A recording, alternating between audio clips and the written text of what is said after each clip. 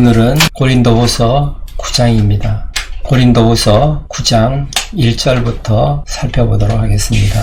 성도를 섬기는 일에 대하여는 내가 너희에게 쓸 필요가 없나니. 성도를 섬기는 일에 대해서는 이 편지에 더 이상 쓸 필요가 없다고 말씀하고 있습니다. 그것은 2절에 그 이유가 나와 있습니다. 2절을 보십니다. 이는 내가 너희를 원함을 알미라.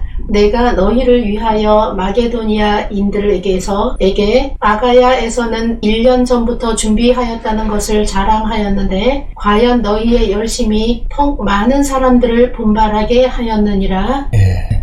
너희가 원하기 때문에 굳이 그 연보를 해야 된다는 그 필요성에 대해서 편지에 적을 필요가 없다는 말씀입니다. 그리고 이 편지는 마게도니아에서 쓰고 있습니다. 마게도니아인들에게 아가야에서는 1년 전부터 연보를 준비했었다고 자랑했기 때문에 사도 바울의 그 자랑하는 말을 듣고 마게도니아인들도 분발해서 연보를 하게 되었다. 그렇게 말씀하고 있습니다. 3절을 보십니다. 그런데 이 형제들을 보낸 것은 이 일에 너희를 위한 우리의 자랑이 헛되지 않고 내가 말한 것 같이 준비하게 하려 함이라. 그런데 이 형제들을 보내는 것은 지금 세 사람을 마게도니아에서 고린도 교회에 보냅니다. 그 형제들을 보내는 것은 연보를 급하게 준비하지 않고 미리 준비하게 하려고 보낸다는 것을 말씀하고 있는 것입니다. 1년 전부터 고린도 교회에서는 연보를 준비하였다고 했는데 연보 준비가 안 된 것을 알게 되면 문제가 되기 때문에 미리 준비하게끔 그렇게 한다는 것입니다. 그 다음 절을 보십니다. 혹 마게도냐인들이 나와 함께 가서 너희가 준비하지 아니한 것을 보면 너희는 고사하고 우리가 이 믿던 것에 부끄러움을 당할까 두려워하노라. 마게도니아인들한테 고린도 교회는 1년 전부터 연보를 준비했다고 자랑을 했는데 후에 마게도니아인들하고 사도 바울이 고린도 교회에 방문을 했을 때 그때 연보가 준비가 안 되었다면 그런 것을 보게 되면 너희는 물론이고 너희를 자랑했던 우리도 부끄러움을 당하게 될까 염려해서 미리 준비하게끔 하기 위해서 사람들을 보내는 것이다. 그렇게 말씀하고 있습니다. 그 다음 절을 보십니다. 그러므로 내가 이 형제들로 먼저 너희에게 가서 너희가 전에 약속한 연보를 미리 준비하게 하도록 권면하는 것이 필요한 줄 생각하였노니 이렇게 준비하여야 참 연보답고 억지가 아니니라. 이렇게 성도들을 미리 보내는 것은 예전에 약속했던 그 연보를 미리 준비하게 하게끔 하기 위해서 보내는 것이다 라고 말씀하고 있습니다. 그렇게 해야 참 연보답고 억지가 아니라는 것입니다. 사도 바울이 고린도 교회에 갔을 때 그때 급히 연보를 준비하게 되면은 억지로 하는 것처럼 되기 때문에 하나님 앞에 참 연보가 될 수 없다는 것입니다. 그 다음 절을 보십니다. 이것이 곧 적게 심는 자는 적게 거두고 많이 심는 자는 많이 거둔다 하는 말이로다.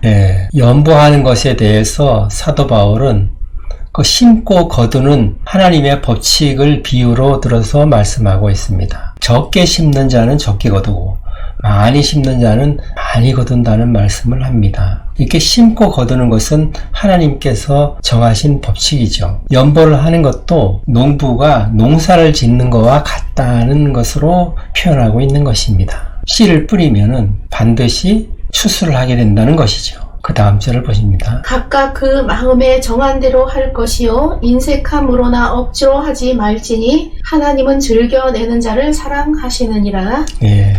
연보를 할 때 즉흥적으로 하지 말고 마음에 미리 정해놓고 정한 대로 하라는 것입니다. 그리고 인색함이나 억지로 하지 말라는 것입니다. 하나님께서는 즐겨내는 자를 사랑하신다. 그렇게 말씀하십니다. 하나님께서는 어떤 헌물을 받으실 때도 헌물을 드리는 자의 마음도 같이 보신다는 것입니다. 그 다음 절을 보십니다.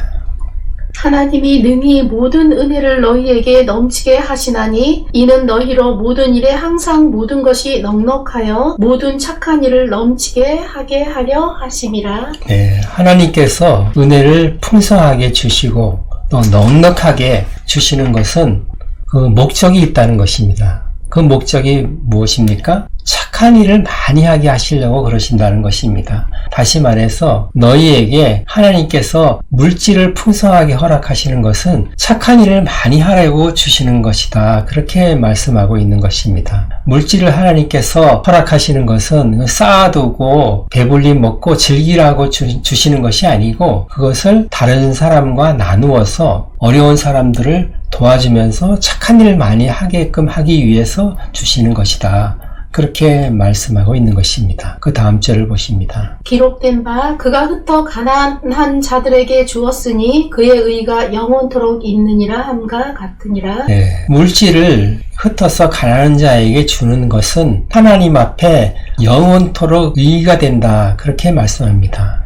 영원토록 의롭게 된다는 말씀이죠. 그것은 시편 112편 9절을 인용한 것인데 가난한 자를 돕는 것은 영원한 의가 된다. 그렇게 말씀하고 있는 것입니다. 그 다음 절을 보십니다. 심는 자에게 씨와 먹을 양식을 주시는 이가 너희 심을 것을 주사 풍성하게 하시고 너희 의의 열매를 더하게 하시리니. 네, 그 심는 자에게는 하나님께서 그 심는 씨와 먹을 양식을 주시는데 심는 자에게는 더 풍성하게 심을 것을 주신다는 것입니다. 그리고 그 의의 열매가 더 많이 열리게끔 하나님께서 복을 주신다는 것을 말씀하고 있는 것입니다. 그 다음 절을 보십니다. 너희가 모든 일에 넉넉하여 너그럽게 연보를 함은 그들이 우리로 말미암아 하나님께 감사하게 하는 것이라. 너희가 연보를 넉넉하게 하게 되면 너희들이 한 그 연보를 통하여서 그 도움을 받은 사람들이 하나님께 많은 감사를 하게 될 것이다. 그렇게 말씀합니다. 그 다음 절을 보십니다. 이 봉사의 직무가 성도들의 부족한 것을 보충할 뿐 아니라 사람들이 하나님께 드리는 많은 감사로 말미암아 넘쳤느니라. 예, 연보를 하는 것은 그것은 성도들이 부족한 것을 보충해 줄 뿐만이 아니고 하나님께 또한 많은 감사를 하게 된다는 것입니다. 그 연보를 통하여서 도움을 받은 사람들이 도움을 준 사람들에게도 감사를 하겠지만 궁극적으로 하나님께 많은 감사를 한다고 말씀하는 것입니다. 그 다음 절을 보시면 이 직무로 증거를 삼아 너희가 그리스도의 복음을 진실히 믿고 복종하는 것과 그들과 모든 사람을 섬기는 너희의 후한 연보로 말미암아 하나님께 영광을 돌리고. 네, 연보를 하는 것을 통해서 그리스도의 복음을 진실하게 믿고 복음에 복종하는 사람들이구나 하는 것을 사람들이 알게 된다는 것입니다. 그렇게 알게 되고 또한 그것을 통하여서 하나님께 영광을 돌리게 된다는 것입니다. 그 다음 절을 보시면 또 그들이 너희를 위하여 간구하며 하나님이 너희에게 주신 지극한 은혜로 말미암아 너희를 사모하느니라. 예, 그 연보를 한 사람들을 위해서 하나님께 기도를 하게 된다는 것입니다. 그리고 하나님께서 그런 은혜를 베풀도록 마음을 주신 것에 대해서 하나님께 더욱 감사를 하게 되고 또 그 사람들을 그리워하게 된다는 것입니다. 하나님께서 지극한 은혜를 주셨구나 하고 그 사람들을 그리워한다는 것이죠. 그 다음 절을 보십니다. 말할 수 없는 그의 은사로 말미암아 하나님께 감사노라. 예, 말로 표현할 수 없는 그런 큰 은사를 주신 하나님께 감사하노라. 그렇게 말씀합니다. 이것은 하나님께서 은혜를 주셔서 연보를 하게 하시고, 그러니까 연보는 아무리 물질이 많다고 하더라도 자기가 가진 것을 나누는 것은 쉽지가 않습니다. 그것은 하나님의 특별한 은혜라는 것입니다. 8장에서도 연보를 하는 것은 하나님의 은혜라고 말씀을 하셨습니다. 그리고 이것은 사람들을 섬기는 일이다. 그렇게 말씀하였고, 또 오늘 9장 12절에는 봉사의 직무라고 그렇게 말씀을 합니다. 그렇게 사람들을 섬기는 일이 연보인 것입니다. 이런 일을 통하여서 처음 유대인들로부터 복음을 이방인들이 받았지만 이제는 이방인들이 은혜를 받아서 어려움에 처한 예루살렘 교회를 물질로 돕게 되는 것입니다. 이를 통하여서 예루살렘 교회 교인들이 이방인들을 볼 때에 그들이 하나님으로부터 많은 은혜를 받았다는 것을 알게 되고 그리워하고 또한 그들을 위해서 하나님께 기도하게 되고 또한 하나님께 감사하고 하나님께 또한 영광을 돌리는 이런 일을 하게 된다는 것입니다. 이를 통하여서 사도 바울은 하나님으로부터 큰 선물을 받은 것이다. 말할 수 없는 큰 선물을 받은 것이다. 그렇게 말씀하고 있습니다. 그것은 유대인과 이방인은 하나가 될 수 없을 정도로 높은 장벽이 있었는데 그것을 허물고 이방인이 구제로 해서 예루살렘 교회를 도와주게 되고 예루살렘 교인들은 이방인들을 위해서 기도하게 되고 그렇게 한 마음이 되는 것입니다. 그것을 사도 바울은 유대인과 이방인 간에 막혔던 담이 허물어지고 하나가 되는 모습을 그려보는 것입니다. 그래서 이것은 하나님께서 베푸시는 정말 큰 선물이다. 그렇게 말씀하고 있는 것이죠. 오늘 말씀을 통하여서 하나님께서는 하나님께 드리는 모든 것에 대해서 먼저 마음을 받으신다는 것입니다. 하나님께 이런 구제 헌물을 드릴 때는 마음을 먼저 드려야만 한다는 것입니다. 하나님께 기쁜 마음으로 드려야 한다는 것을 말씀하고 있는 것입니다. 그래야만 하나님께서 기뻐 받으신다는 것입니다. 하나님께서는 즐겨내는 자를 사랑하신다. 그렇게 말씀하시는 것입니다. 또한 이 땅에서 하나님께 드리는 것은 그것은 농부가 농사 짓는 것과 같다고 그렇게 말씀하고 있는 것입니다. 이 땅에서 그 심은 것에 대한 그 소출을 거두게 된다는 것이죠.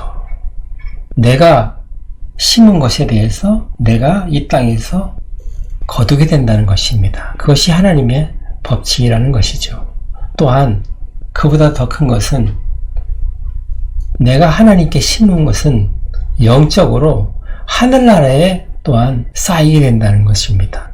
그래서 영원한 하늘나라에서 내가 그것을 누리게 된다는 것입니다. 이 땅에서는 잠시의 기쁨이 있을 수가 있지만 결국은 다 놓고 가는 것이죠. 그러나 하늘나라에 쌓인 것은 내가 영원토록 즐길 수가 있는 것입니다. 하나님 앞에 내가 심은 것은 반드시 거둔다는 것을 말씀하고 있는 것입니다. 그리고 나의 것을 가지고 가난한 자에게 나누는 것은 하나님 앞에 영원한 의의가 된다고 말씀을 하는 것입니다.